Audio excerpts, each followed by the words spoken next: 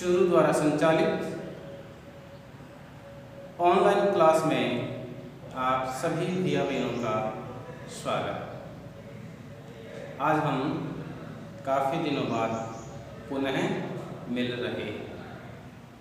आज हम हिंदी विषय में पाठ 3 का अध्ययन करने वाले हैं। जैसा कि आप बोर्ड पे देख रहे हैं, पाठ का नाम है अपनी वस्तु, जिसके शब्दार्थ आपके सामने हैं। समझ लीजिए थोड़ा। उद्यत अर्थात तत्पर रहना, तैयार, स्वामित्व, अधिकार। स्वामित्व किसी वस्तु का, अधिकार मालिकाना हक। संपत्ति, धन, दौलत। हड़पना, अनुचित ढंग से किसी की वस्तु को लेना, उसे हम हड़पना कहते हैं। मूल्यवान, कीमती। संसार, दुनिया। तनिक मतलब थोड़ा सा। बाद में है स्वभाव, आदत, जिसको हम आदत बोलते हैं, स्वभाव बोलते हैं, नेचर बोलते हैं। आदेश, आज्ञा। वाणी, आवाज। कर्म, काम। क्षमा, माफ। ये भैया बहनों पाठ 3 के शब्दार्थ हैं, जो हमें पाठ के अध्ययन में समझने में हमारी काफ़ी सहायता करेंगे। अपनी वस्तु पाठ प्रारंभ करते हैं हम। आप ध्यान से सुनिएगा।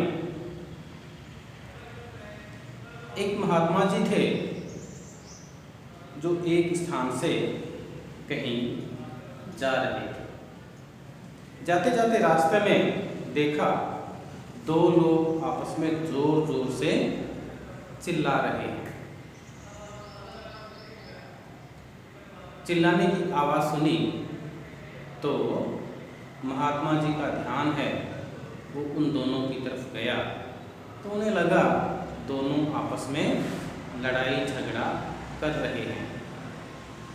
तो जैसा कि जो संत महात्मा होते हैं, उनका स्वभाव होता है परोपकार, सबकी भलाई करना और प्रेम भाव समाज में जागृत करना। तो महात्मा जी से रहा नहीं गया और उन्होंने अपने मन में विचार किया कि ये जो दोनों व्यक्ति हैं, उनके पास में जाकर के दोनों को समझाना चाहिए। महात्मा जी दोनों के पास में गए और उनसे पूछा। क्या पूछा? आप लोग कौन हैं? उनमें से एक व्यक्ति तुरंत बोला कि महाराज, हम दोनों भाई हैं और ये हमारी जमीन है, इसके बारे में दोनों का झगड़ा हो रहा है। महात्मा जी ने पूछा, क्या झगड़ा है आपका?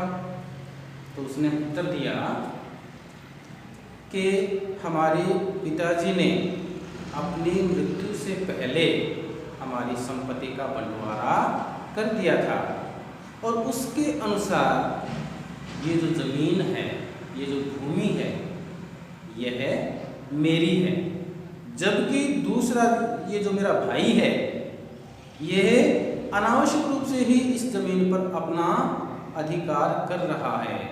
जोर जबरदस्ती अपनी मेरी जमीन का हक, अधिकार खुद का जतला रहा है। इतने में दूसरे भाई ने तुरंत कहा, नहीं महाराज, ये झूठ बोल रहा है, यह जमीन मेरी ही है। ये मुझे डराकर धमकाकर मेरी जमीन हड़पना चाहता है, अर्थात अपना अधिकार जताना चाहता है। तो महात्मा जी ने एक क्षण के लिए सोचा और ये निर्णय किया कि इनको किसी न किसी तरह से समझा करके इनका झगड़ा समाप्त करने का प्रयास है वो करना चाहिए। महात्मा जी ने पूछा, हे भद्र पुरुषों, तुम दोनों भाई इस जमीन पर अपना अपना अधिकार जतला रहे हो, क्या तुम लोगों ने कभी सोचा कि ये जमीन है वो क्या कहना चाहती है, ये किसकी है? दोनों ने अपने अपने पक्ष की बात आपने रख दी और दोनों अपना अपना अधिकार जता रहे हो। इस जमीन के से भी तो पूछा जाए कि आखिर ये है किसकी। तो दोनों तपाक से बोलते कि महात्मा जी, जमीन कभी बोलती है क्या?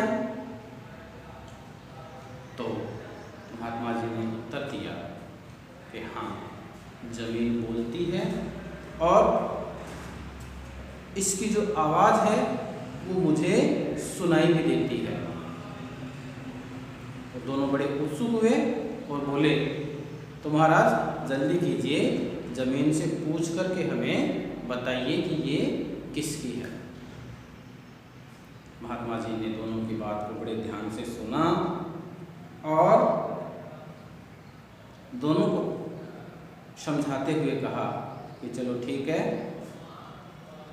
जमीन से पूछते हैं, पर मैं काफ़ी दूर से थक हार के आया हूँ, मुझे भूख बहुत जोरों की लगी हुई है, इसलिए पहले मैं भोजन करूँगा और तुम दोनों अपने घर जा कर के मेरे लिए भोजन बना करके लेकर के आओ, उसके बाद में हम जमीन से पूछ लेते हैं।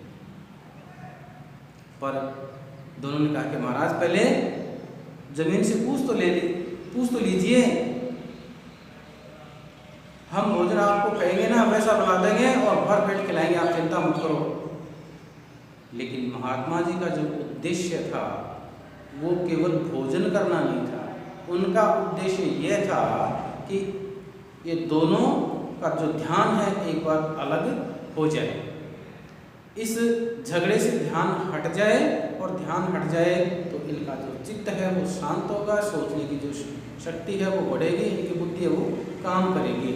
इसलिए उन्होंने ध्यान हटाने के लिए उनको भोजन के लिए भेजना चाहते थे। पर वो जिद करने लगे कि नहीं, पहले आप जमीन से पूछ लीजिए। तो महात्मा जी ने कहा, देखो ये जमीन कहीं पर भी जाने वाली नहीं है, ये जमीन यहीं पर रहेगी और इनको हम पूछ भी लेंगे और निर्णय भी दे देंगे, पर आप जल्दी से जाकर के मेरे लिए भोजन बना करके लेकर के आइए। महात्मा जी की बात सुनकर, उनका आदेश मानकर दोनों अपने अपने घर गए और भोजन बना करके लाए। इस सारी गतिविधि के बीच में दोनों को लगभग 2 घंटे लग गए, क्योंकि उन्होंने भोजन बनाया, बीच में कई तरह की बातचीत हुई, तो लगभग 2 घंटे का समय वो व्यतीत हो गया। इस प्रकार से महात्मा जी जो समय उनको देना चाह रहे थे वो समय उनको मिला, और इस 2 घंटे के समय में दोनों का जो चित्त है, जो स्वभाव है, जो क्रोध है, वो शांत हुआ, सरल हुआ। दोनों आए भोजन लेकर के, और भोजन के लिए महात्मा जी को कहा कि महात्मा जी अब आप भोजन करिए। दोनों ने भोजन परोसा, महात्मा जी भोजन करने लगे। तो महात्मा जी ने कहा, आप लोग भी आराम से मेरे पास में बैठ करके भोजन कीजिए। अब तीनों बैठ करके भोजन करने लग गए। भोजन के बाद में दोनों भाई तुरंत बोले कि महात्मा जी अब तो बताइए, अब तो आपने भोजन भी कर लिया, अब तो आपकी आत्मा तृप्त हो गई होगी, जल्दी से भूमि से पूछ करके हमें निर्णय सुनाइए।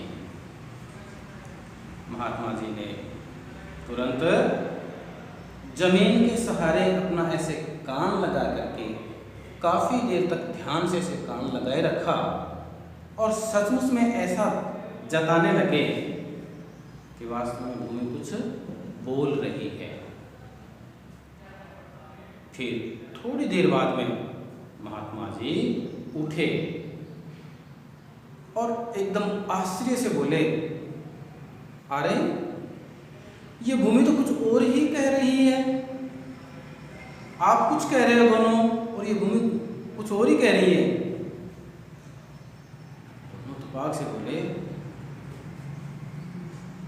दोनों तपाक से बोले महाराज आप जल्दी से निर्णय सुनाइए, क्या बोले। तब महात्मा जी ने कहा कि जमीन कह रही है कि मैं इन दोनों में से किसी की नहीं हूं, किसी की नहीं हूं।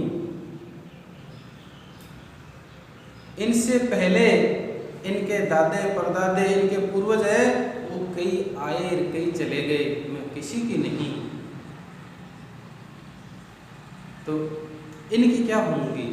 हाँ ये जरूर है कि ये दोनों जो हैं वो मेरी संतान के स्वरूप हैं, पर मैं इन दोनों में से किसी की नहीं।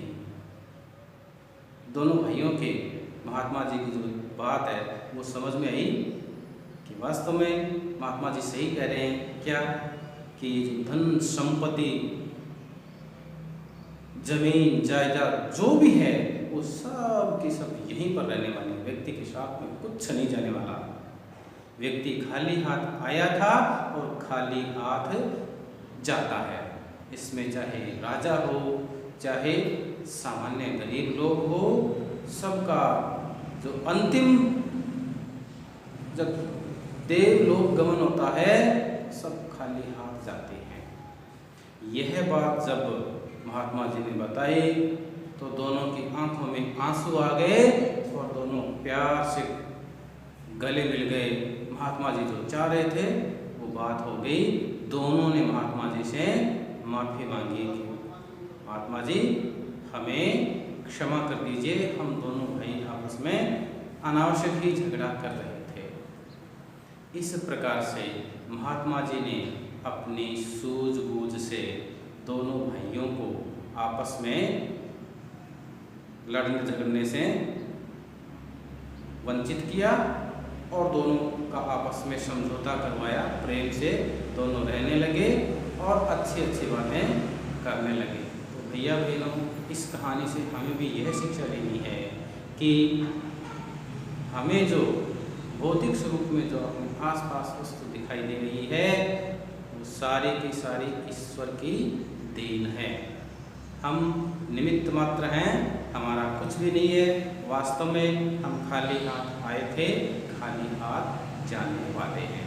यह बात हम सबको अपने दिमाग में रखते हुए अपने व्यवहार में उसी प्रकार का आचरण करते हुए हमें आगे बढ़ना है। इस बात का ध्यान रखते हुए आप सबका पुनः धन्यवाद। पाठ का आप अध्ययन करेंगे। नमस्ते।